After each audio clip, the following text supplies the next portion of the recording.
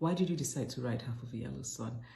I like to say that I didn't choose to write about Biafra. Biafra chose me. My family survived the war. My parents lost everything they owned.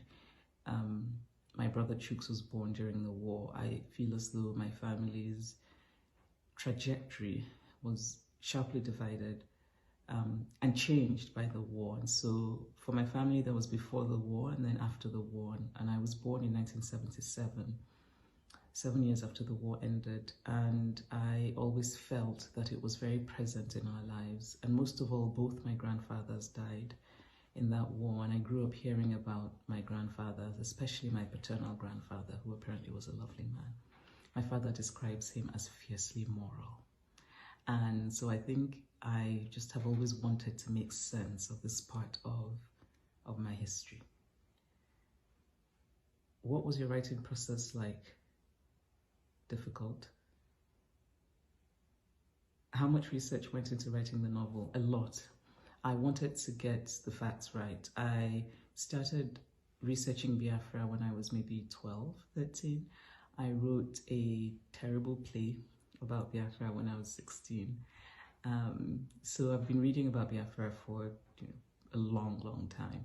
But when I really felt that I was ready to write the novel, I looked at archives. I listened to the music from that period. I looked at newspaper cuttings. I listened to radio broadcasts. I really wanted to immerse myself in the period and to try and get a sense of what it felt like. What was the hardest part in the process of writing Half of a Yellow Sun? Everything was hard. Are any of the characters based on real people? Yes. Which character resonates most with you? I think in some ways I am Ugu. And it might sound strange to say that because obviously Ugu is very different from me. Ugu is a houseboy who grows up in this village. He's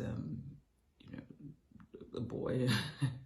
He's male and I'm female, and obviously my background is nothing like his. I grew up on a university campus. I grew up upper middle class.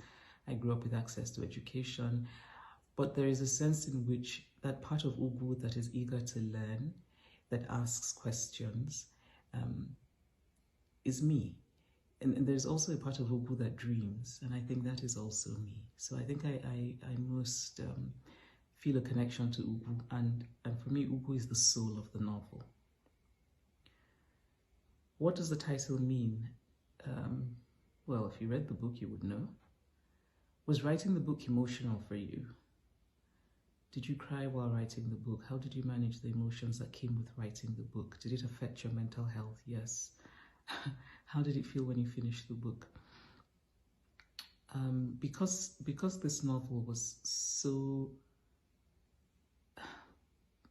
much about my family, so much about what my parents went through, what that generation went through. I would, in researching, I would read something about a refugee camp and I would just stop and cry because I would think to myself, that's, it could very well have been when my grandfather died, because my grandfathers, both of them, died in different refugee camps in Biafra. So looking at pictures was also often quite difficult because I would look at them and think, these are my cousins, the children who were suffering from kwashiorkor, whose bellies were distended, whose hair had turned red. And I was looking at some of these pictures, original photographs taken by journalists who were in Biafra, and it would just make me cry. When I finally finished Half of a Yellow Sun, I'd read so much. I tried to read everything that had been published about the war that I could find. I also talked to lots and lots of people, and a lot of my father's stories went into that book. So yes, many of the not just the characters, but many of the incidents are based on things that happened. When I finally finished the book, I remember thinking, and when I was writing it, I really didn't have a life. I mean, Half of a Yellow Sun was my life. I wasn't returning phone calls. I just wasn't, I was utterly obsessed, especially the last year of writing Half of a Yellow Sun. And I remember thinking, when I can't wait to be done, when I'm done, when I'm done, and then finally when I was done, because writing the book felt like being held by something, and I don't want to sound, overly precious, but it really did feel as though my ancestors wanted me to do this, that this was what I had to do. And so I felt that when I finished the book, I would be free in some way. But when I finally finished writing it, I remember not knowing what to do with myself. And most of all, I remember being surprised that I sank into one of the deepest and darkest depressions that I've ever experienced. And that surprised me, because I thought that when I finished it, I would be happy and ebullient, but I wasn't for a long time. Is the book more non-fiction than fiction? That's a kind of odd question. It's imaginative writing, but it's based on fact. Was it difficult writing about a war you didn't experience? It was difficult writing about Biafra, but not because it was a war I didn't experience. It was difficult writing about it because I think it's always difficult to write about traumatic things. And in some ways, I think that I was able to write about Biafra because I did not experience it. Looking at past traumatic events like wars, and in particular, a subject that interests me very much is the experience of Jewish people during the Second World War in Europe. And you find that actually often the people who experience the trauma, the generation that experiences the trauma, is often not the generation that is able to write about that trauma imaginatively. My father's generation, so many of them did not talk about Biafra at all. I've met so many people who read Half of a Yellow Sun and said that only after they read it did they then go back to their parents, and these are Igbo people, to say to their parents, what's your story? What happened to you in Biafra? Where were you? Because they did not know, because their parents didn't talk about it. Because it's difficult. I mean, I can't imagine being able to write a novel about Biafra if I had lived through Biafra. Obviously, there are some writers who have done marvelous work, who lived through the war. Chinua Achebe is an example. He wrote a really, really good story collection called Girls at War. Chukwuemeka Ike wrote a book about it. Flora Nwapa wrote about it. Buchie Mecheta wrote about it. But I think that there are many, many more stories that will yet be told by the generations who've come after them, because there is a certain privilege and distance, I think, when it comes to creativity. What's your favorite part of the story? That's kind of like having 6 children and being asked who's your favorite. You have to pretend that you don't have a favorite. Did you face writer's block while writing the book, and how did you deal with it? Yes, I think everyone has moments of just what I like to call when the words refuse to come. And I read poetry, I wait, and that's one of the hardest things about it. You just have to trust and wait. And I eat a lot of chocolate, and I lie in bed and bemoan my fate. Are there any parts of the book you relate to personally? All of it.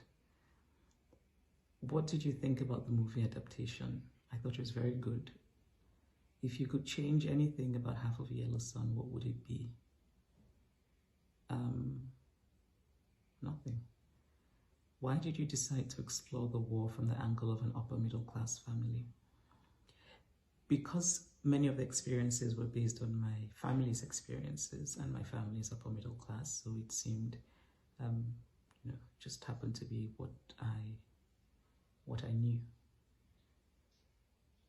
The questions asking for pronunciations and meanings of Nkem. Well, here we go. Nkem. But hey, if you read the book, you would know what it meant. Kainene. Odenibu. Olanna. And who was the easiest character to write, and why?